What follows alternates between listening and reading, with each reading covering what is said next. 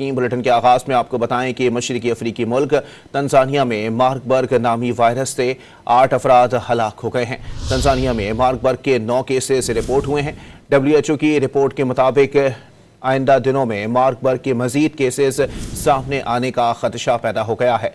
साथ ही साथ आपको बताएं कि 1 माह कबल रवांडा में भी इसी तर्ज के एक वायरस पर 15 अफराद हलाक हो गए थे।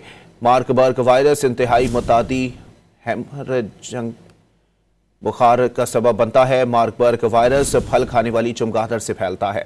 की बुलेटिन के आगाज में आपको बताएं कि मशरकी अफ्रीकी मुल्क तंजानिया में मार्बर्ग नामी वायरस से 8 अफराद हलाक हो गए हैं।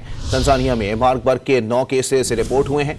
WHO की रिपोर्ट के मुताबिक आइंदा दिनों में मार्बर्ग के मजीद केसेस सामने आने का खदशा पैदा हो गया है। साथ ही साथ आपको बताएं कि 1 माह कबल रवांडा में भी इसी तर्ज के एक वायरस पर 15 अफराद हलाक हो गए थे। मार्बर्ग वायरस इंतहाई मुतादी हेमरेजिक बुखार का सबब बनता है। मार्बर्ग वायरस फल खाने वाली चमगादड़ से फैलता है।